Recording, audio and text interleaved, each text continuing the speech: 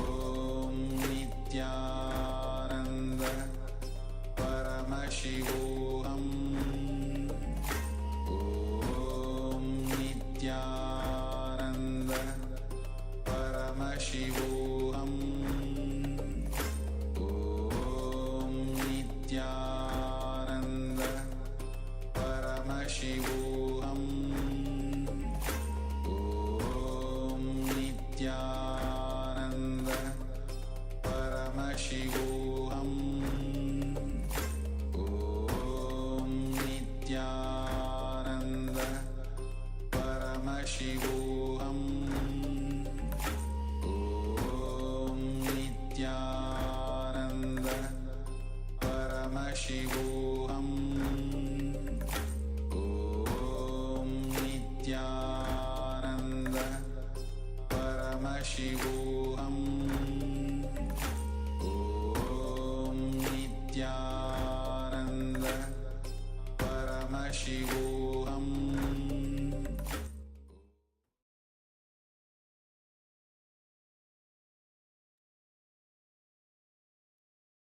Yes.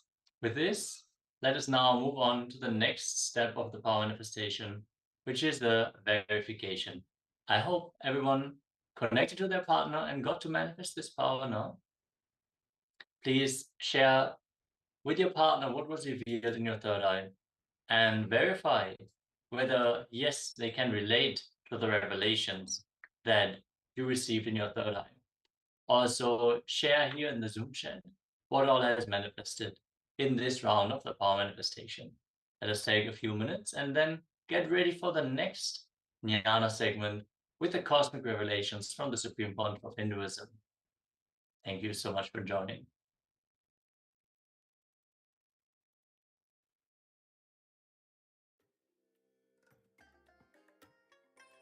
I bless you all.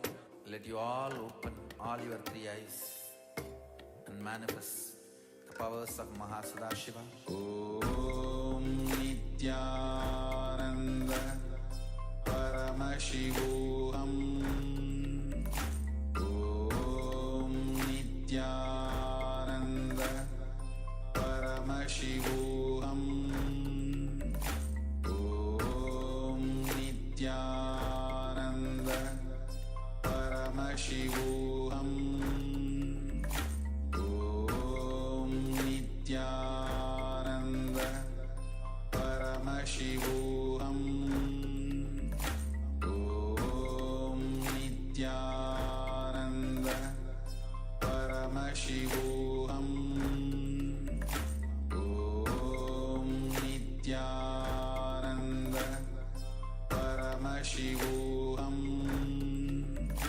Om Nityananda Paramashivoham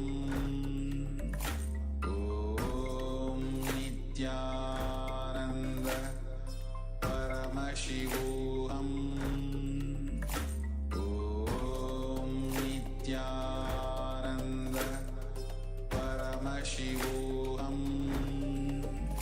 Om Nityananda Paramashivoham Om Nityananda Paramashivoham Om Nityananda Paramashivoham Om Nityananda Paramashivoham Om.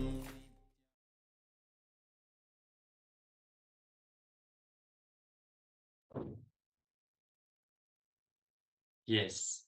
Thank you all so much for participating in this round of the power manifestation. Let us now conclude this power manifestation session with the Puna mantra and get ready for the next Jnana video.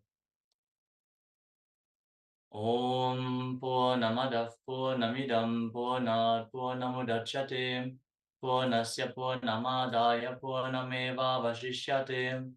Om Shanti Shanti Shanti. Hari Om Datsat. Sarvam Bhagavat Shri Nityananda Paramashiva Padukarpanamastu. Om Nityanandam. Thank you all, Nityanandam.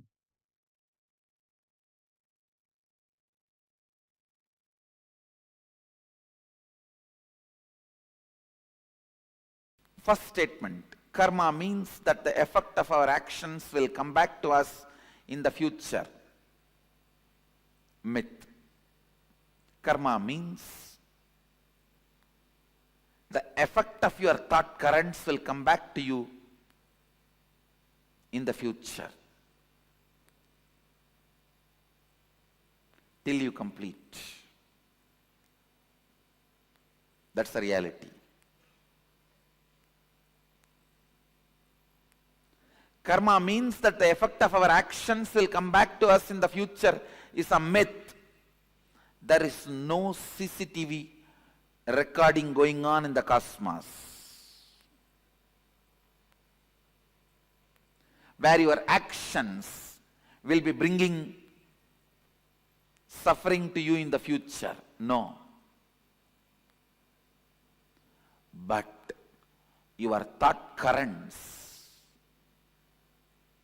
will be bringing the results in the future. There is audio recording going on in the cosmos, not video recording.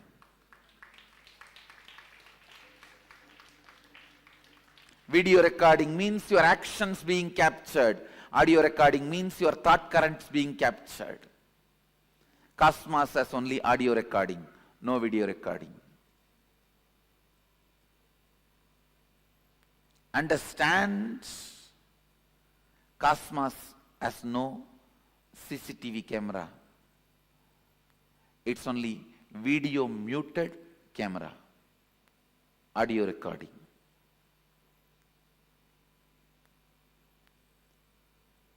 A video recording getting punished is a cheap, childish. God is not interested in that game. God is not playing the game of the judge. And there is no such thing as you will be judged, weighed based on your actions. That is childish, too childish, immature. If God is supposed to do the job, you don't need God. You have enough men who can just analyze the CCTV footage of your life and pass the judgment, whatever is required. Understand, because your organ of seeing is impacting you so much than the organ of listening, you think cosmos also judges based on the action. No. Only the thought current comes back as karma, not the action current. Next statement here. You can cancel out bad karma with good karma by doing good things. It's a myth. It's a myth. Please listen. You can cancel out any karma by cancelling that whole thought pattern, whole thought current.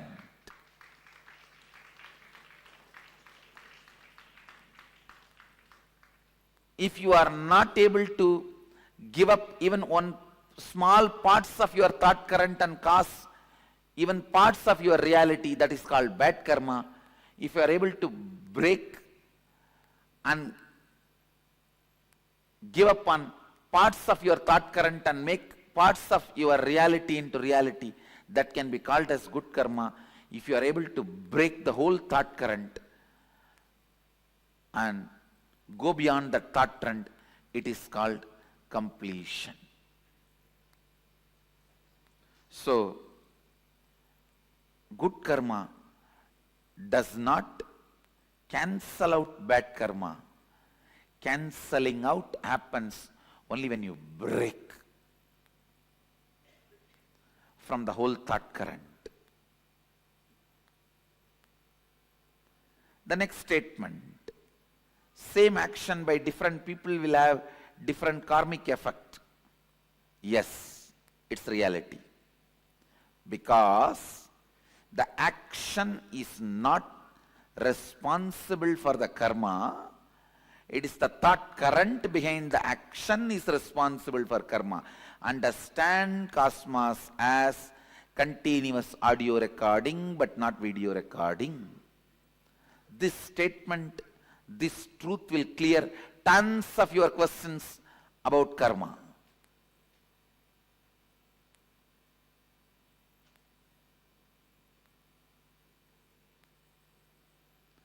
In video recording, visuals are always new. In audio recording, it is always a single flow. Please understand.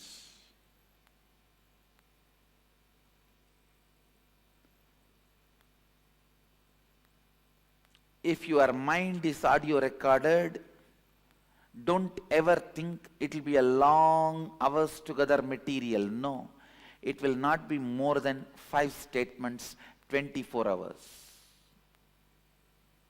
The same 5 statements is getting repeated in the old stupid gramophone record in different ways of getting stuck.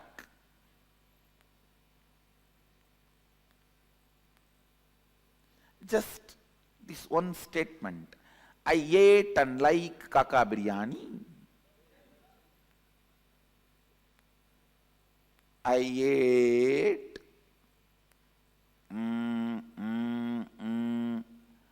and like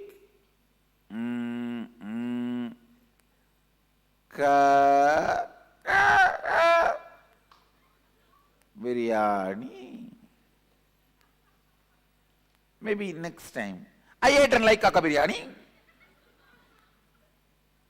Maybe the third time, I ate and like kaka biryani.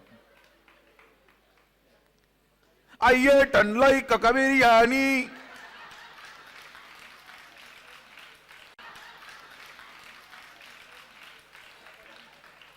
That's all is your inner audio recording. Please understand. If you think, if you are inside audio recording is done, you will have multiple things. You are wrong. You do not know you. The more restless you are, you think more thought currents you have. No. The more restless you are stuck in the same thought more number of times. Not more thought current. You are repeating the same more number of times, not more number of thought currents. Listen. Listen to this understanding. You can be complete and be liberated today. Internalize this truth.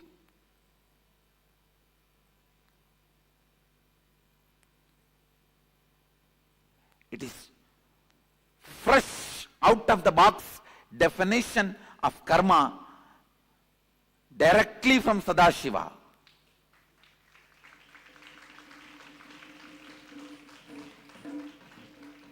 Remember this one truth. Your life has no video recording, it only has audio recording. Your actions do not count, your thought current counts.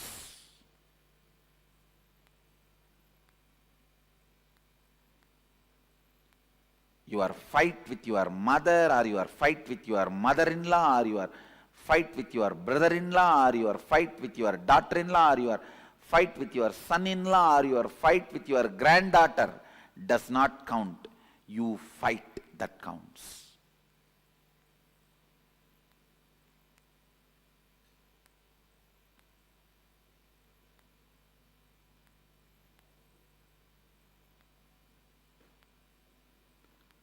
Same action by different people will have different karmic effect. the statement is true. Next statement, karma cannot be changed.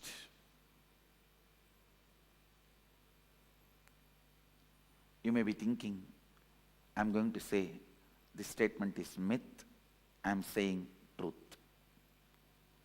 Karma cannot be changed, it can only be discarded. It cannot be changed, it can only be discarded. Understand the thought current of fight, thought pattern of fight. If you pick up, you can never see peace.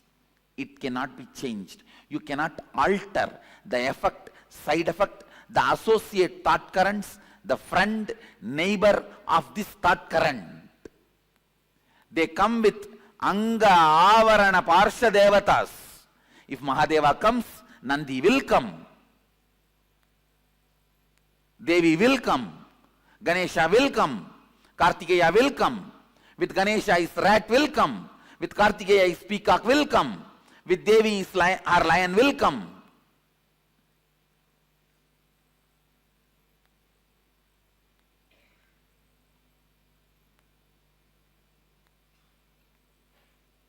You can't change it.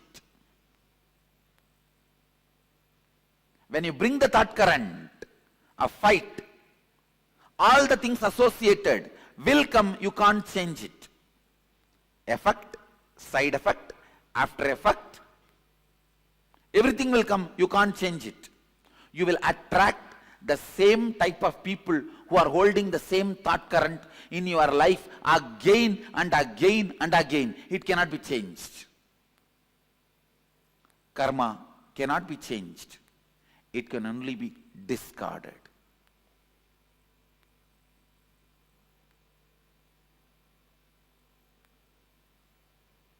The good news I have for you is karma cannot be changed.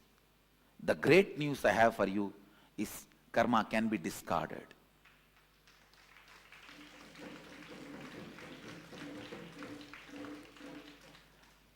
The moment you discard one thought current, suddenly you will see not only you are entering into the next level of your existence, you will be seeing the people who will exist in the next level surround you suddenly. It is literally like Indian movies, how the moment you fall in love, the scene changes.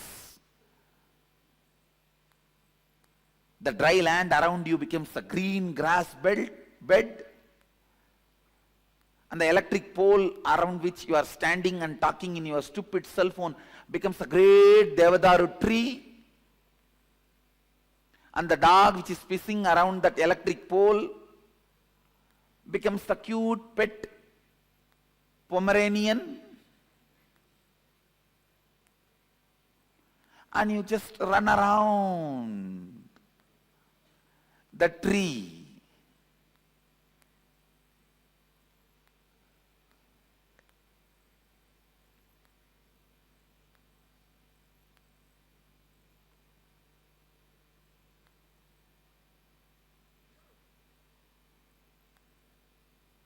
Sometimes you even feel the chillness around the pole. Ice around the pole till police comes and picks you up.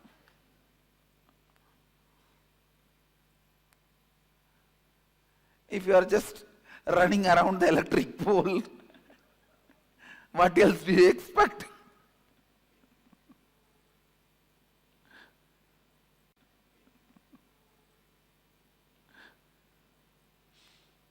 Just like how in Indian movies, the moment you fall in love, your whole inside, outside changes. I tell you, exactly the same way. When you complete even with one thought current, the whole thing suddenly around you will change.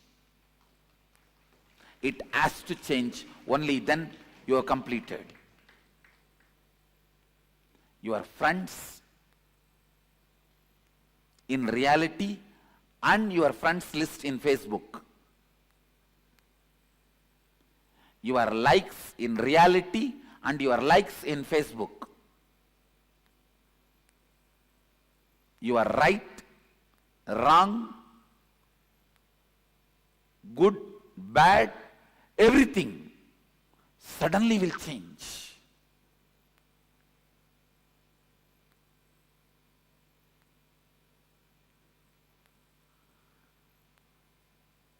You will have such big breathing space.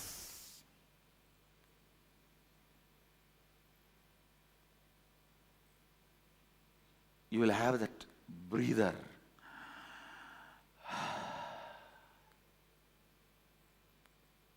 Suddenly the feeling suffocated, collapses, crashes.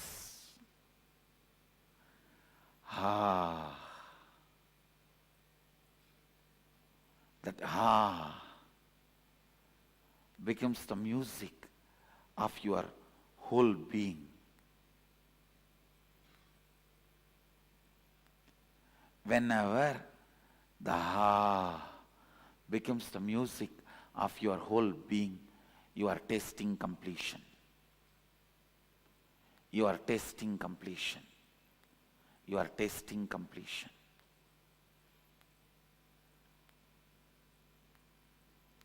Next statement. I will not accumulate karma if I do nothing. Do I accumulate karma through action or do I burn karma through action? This statement, I will not accumulate karma if I do nothing, is a myth. Listen, because there is no such thing as doing nothing. You can't. You don't know that space. When you achieve that space, you will not be making the statement, if I do nothing. You will make the statement, if I be nothing.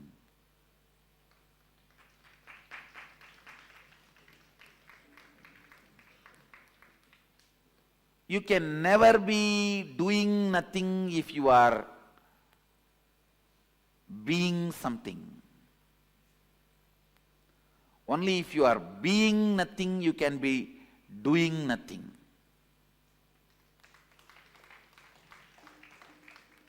So there is no such thing as doing nothing.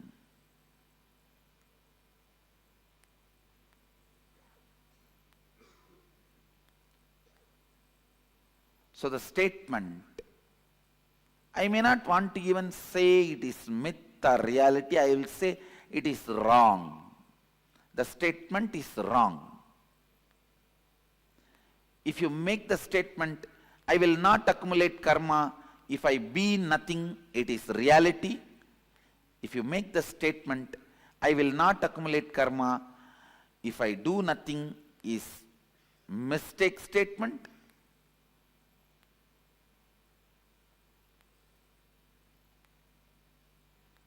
If you make a statement, I will not accumulate karma if I am doing nothing, is a myth statement.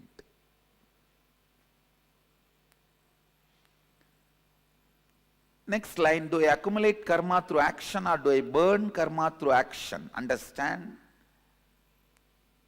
If your context is moving towards completion, you burn karma through action. If your context is not towards completion, you accumulate karma through action.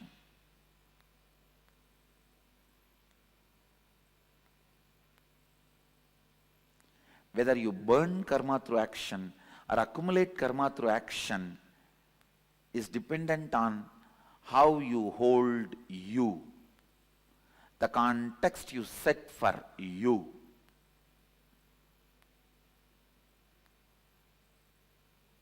Basically, if you believe cosmos has CCTV camera recording going on,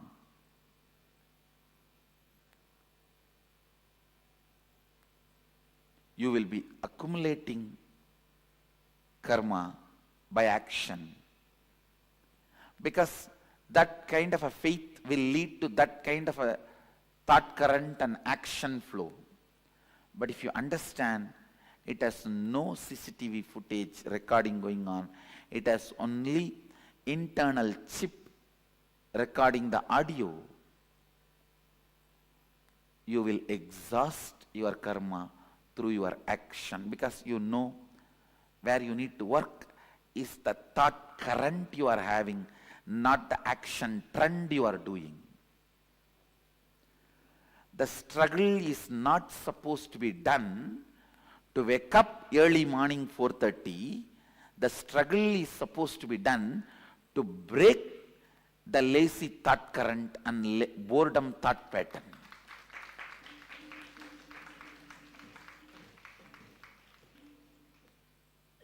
Unfortunately, when you believe the CCTV footage,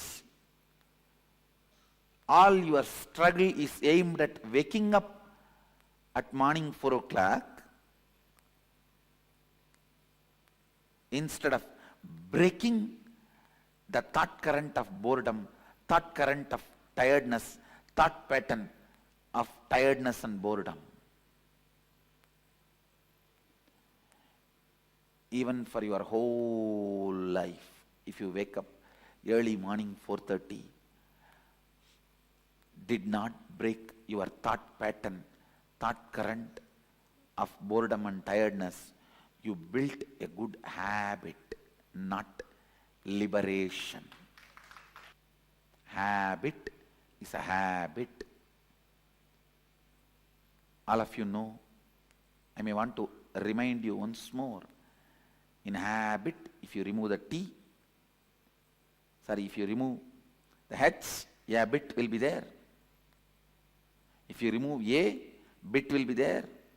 If you remove B, it will be there. Only when you remove the I, the thought current, it will die.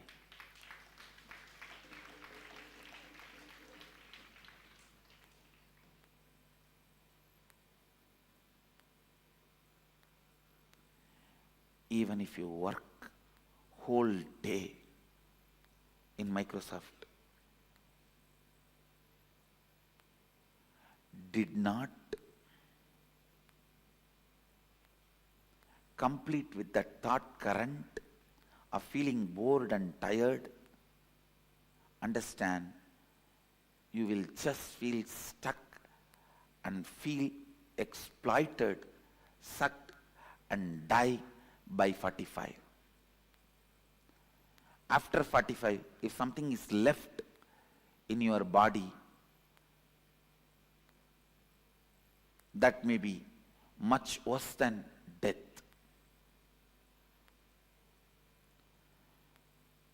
If you break the boredom and thought current and bring activism, you have experienced activism and go on working, you may be working till the last moment of this body's existence and still will not be tired, retired, bored.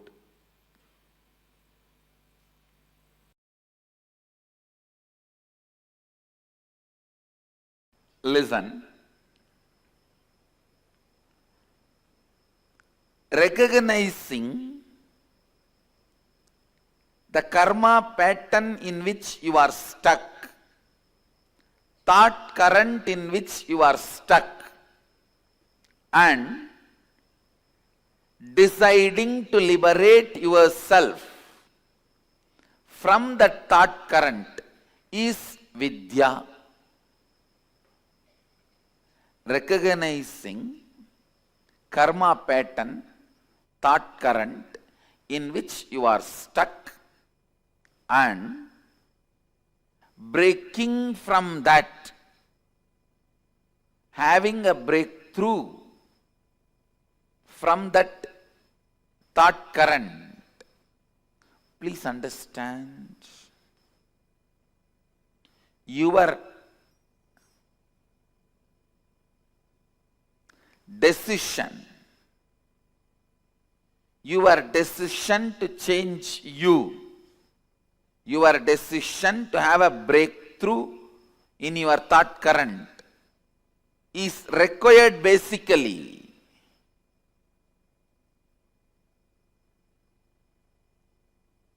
to have any breakthrough and have liberated thinking,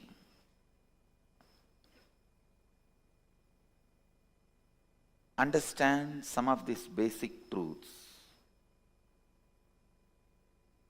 If you have a thought current which can cause some health issues, be informed that thought current can never give you fulfillment in wealth also, and it can never lead you to enlightenment also. It cannot give completion in any field of your life. Understand? I am not saying enlightened one will not fall sick. All I am trying to tell you is, when you are working towards enlightenment, if a thought current is bringing sickness to you, it will not be able to bring completion to you. Means, the thought current which you are entertaining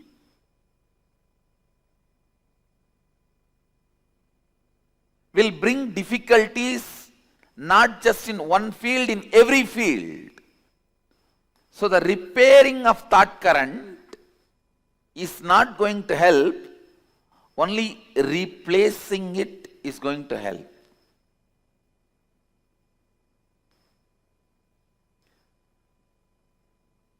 When you have a problem, do not suspect just your actions. Suspect the very you. Please understand. Do not suspect just your action. Suspect the very you. Means your very thought current, your idea about you. Suspect that very you, because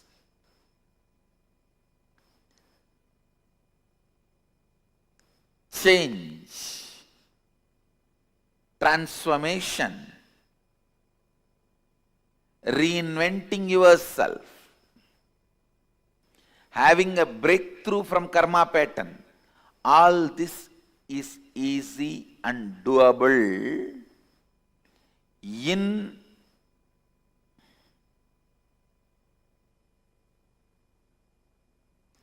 simple,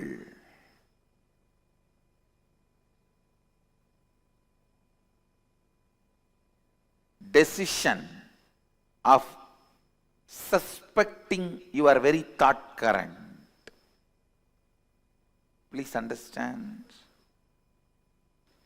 Most of us go on suspect our actions. I think morning I don't get up and do yoga, that is why I am sick. I think I don't go to office in time, that is why I am not earning.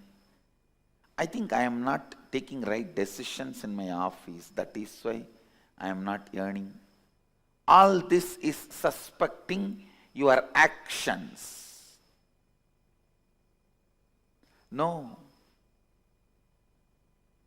That is not going to solve the issue. That is not going to give you a breakthrough. Suspecting your very cognition about you.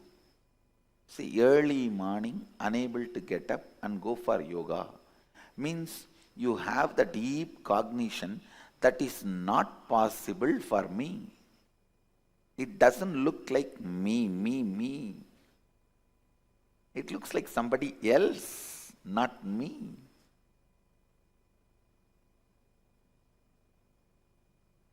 The man who can doubt his thought current will go beyond self-doubt. Actually, the ultimate yourself can never be doubted. It is self-effulgent. Whatever you can doubt, your self-doubt, self-hatred, self-denial, SDHD, is all about your thought current.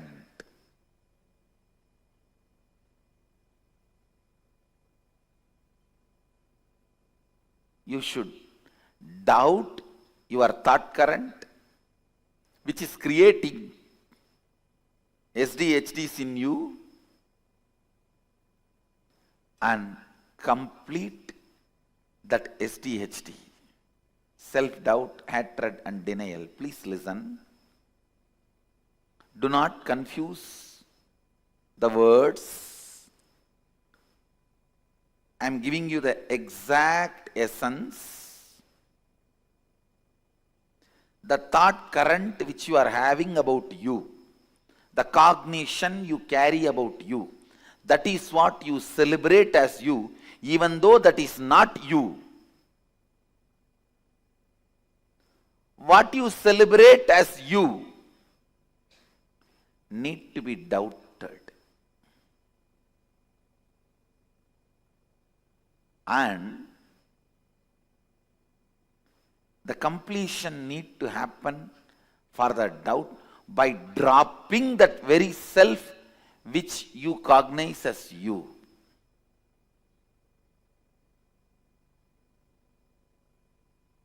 I tell you, if you are not able to get up early morning and go for yoga, it's very simple problem. Or I am giving you another one example. You are not able to run your life unless you get your morning tea or coffee. You are not able to relax unless you take out your stress on somebody else. Listen, it may look very simple issue. The simple issue can't be healed, completed, just by you attending to some of your actions. No. Understand? Don't think that morning not able to get up, that problem will be solved if you learn to become active in the early morning. No. It's not that people who don't get sleep early morning are enlightened beings. No. You need to dig out and complete that very pattern. You need to dig out and complete with that very pattern. Why you are not able to get up? Why you are doing what you are doing?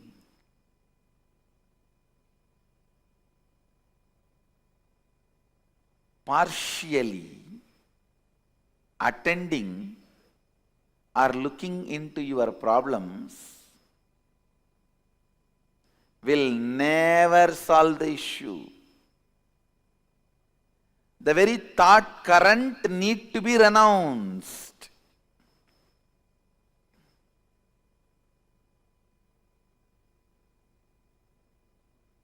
If you are having headache,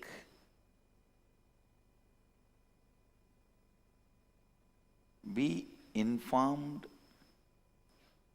It will not just resonate in your head, it will resonate till the end of your life,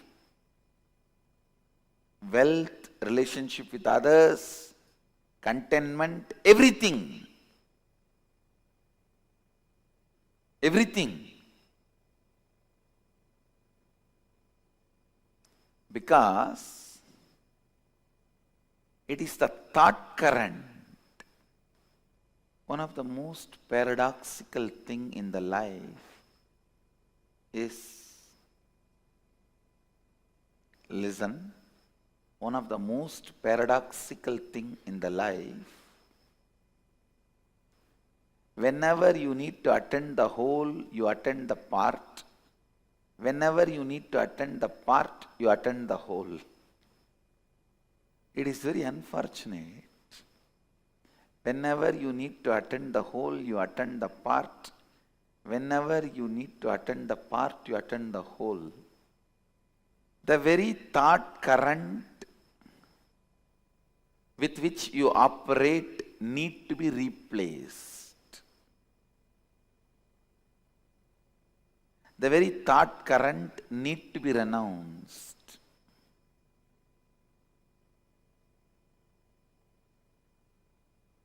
If you are entertaining the thought current, you don't have enough energy to wake up in the morning.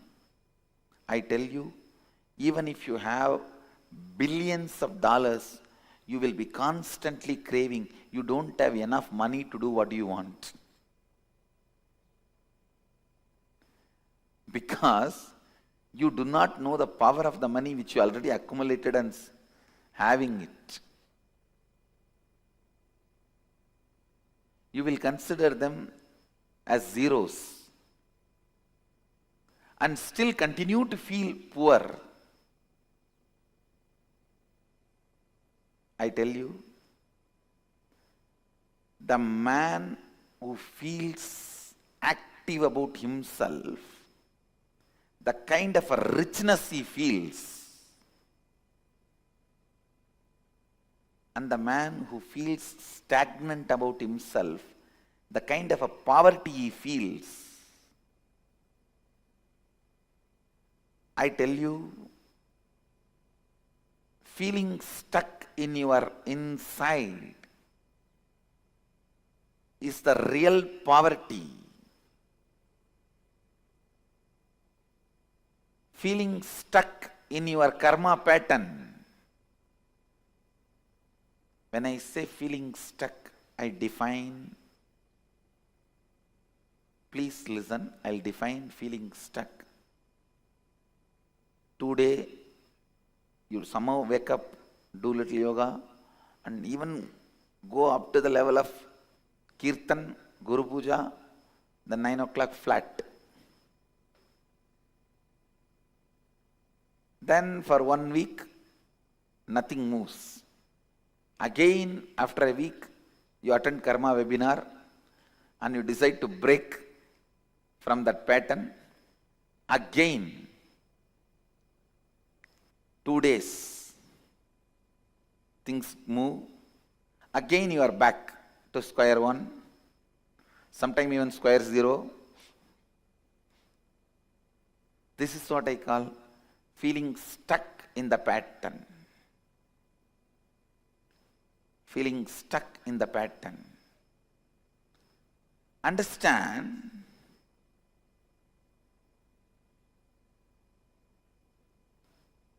unless you give a breakthrough, you give a break for yourself, unless you decide to break from this karma pattern,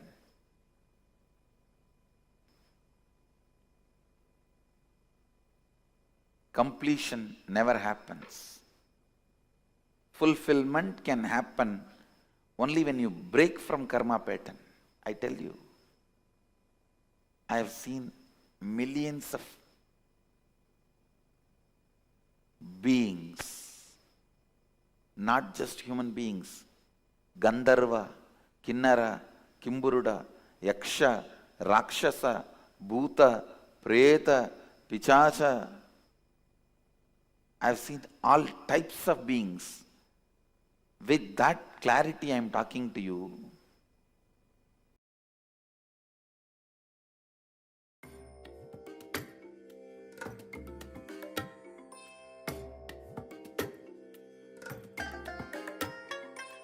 I bless you all. Let you all open all your 3 eyes and manifest the powers of Mahasadashiva. Om Nityananda Paramashivoham. Om Nityananda Paramashivoham. Om Nityananda Paramashivoham. Om Nityananda Paramashivoham. Om Nityananda Paramashivoham. Om Nityananda Paramashivoham.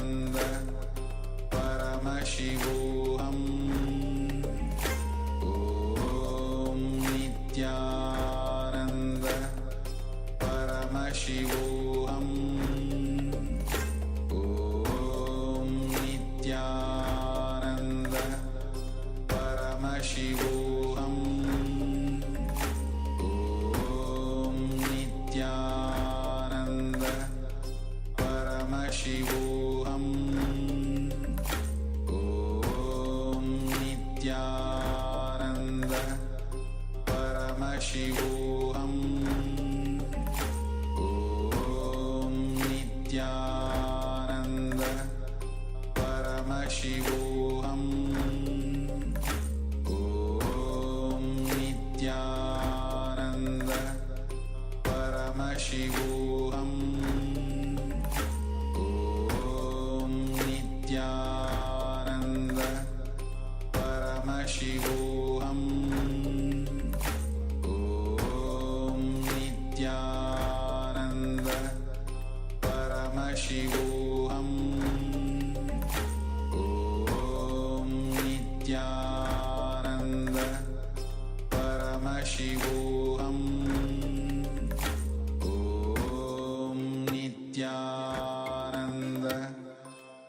Paramashivoham Om Nityananda Paramashivoham Om Nityananda Paramashivoham Om Nityananda Paramashivoham Om Nityananda Paramashivoham Om Nityananda Paramashivoham Om Nityananda Paramashivoham Om Nityananda Paramashivoham Om Nityananda Paramashivoham Om Nityananda Paramashivoham Om Nityananda Paramashivoham Om Nityananda Paramashivoham Om Nityananda Paramashivoham Om Nityananda नित्यानन्दं परमसुखदं केवलं ज्ञानमूर्तिं द्वन्द्वातीतं गहनसदृशं तत्त्वमस्याधिलक्ष्यम् एकं नित्यं विमलमचलं सर्वदी साक्षिभूतं भावातीतं त्रिगुणरहितं सद्गुरुं तं Namami.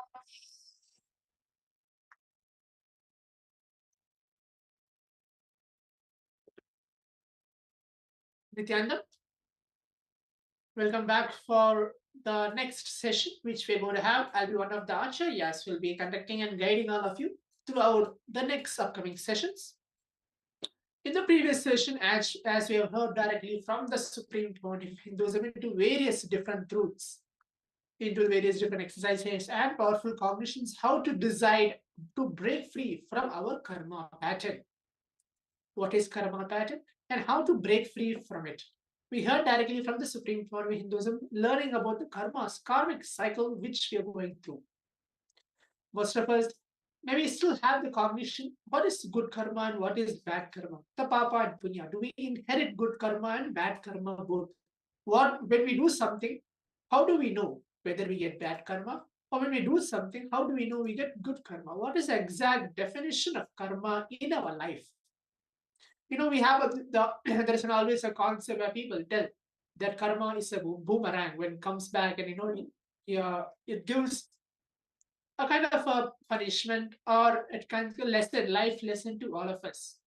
But here, in the previous video, where we heard directly from the Supreme Pontiff of Hinduism, defining karma and how to break free from our karmic pattern or our karma pattern. So after hearing it, let's all enter to the next step, which is internalization exercise. We're going to internalize something, look into something, pen down, and do a simple exercise to see where we are stuck and how we can come out of it. Here in the Supreme Pontiff of Hinduism very beautifully tells on the 22nd of August 2015 in the very discourse, where Swamiji very beautifully tells, when we recognize the karma pattern in which we are stuck, the thought current in which we are stuck, and deciding to liberate from that very thought current is what we call as vidya, means knowledge. I'll repeat again. When we recognize the karma pattern or the karmic pattern in which we are stuck, we will come to know the thought current also in which we are stuck. And then we have to decide to liberate from all those thought currents is what we call as vidya. When it comes to karmic pattern or karma pattern, our mind, body, thoughts, everything comes in place. It gives it the complete involved. What I can tell is it gives its benefit so that it happens. Whatever needs to happen, it just comes. But when we are stuck, our body is naturally stuck, our mind is naturally stuck. Then our thought patterns are also stuck. We are completely confused. If you have a thought current which can cause some health issues, be informed that that thought current can never give you fulfillment in wealth also. It can never lead you to the space of enlightenment also. Swamiji very beautifully tells at the end point, he tells that it cannot give completion in any field of your life. So now let's look in. Let's all take a few minutes to see. If we have a thought current in our life, it can be anything, it can be any example. Now just look in now throughout the whole day. For some of us, for some of the participants out here, maybe it is Eastern time zone. For some of the participants here, specific time zone. For some of the participants here, maybe you are having still the Indian time zone. So if your day is starting, for some of us, our day is starting now, or our day is in the midday, or our day is going to end. We are in the midnight part, or the night part of the day. So just see what thought current throughout the day which you cherished. You very clearly know that it will not give you fulfillment, but you still cherished it. As how Swamiji very beautifully tells here. If you have a thought current which can cause some health issues, you know that that particular thought current can cause some health issues. Then be informed that that very thought current cannot help you either in the wealth manifestation or leading you to the very space of enlightenment itself. So let's take a few minutes of our time now to pen down, look at ourselves. Just give a time within towards your own breathing space, in your ambience, to look at and see which thought current you know. It will create some issues. This here Swami is giving an example of health issues, but I'm not telling you to take an example of health issues. It can be anything. It can be your money wise, it can be your job wise, it can be your family wise, friends wise, anything. You know that it is not going to get through, and you know it's going to make issues, but you still choose that particular thought current throughout today's day, the past 24 hours or the past few hours of your day. Let's take a few minutes now and pen down before we move on to the next step.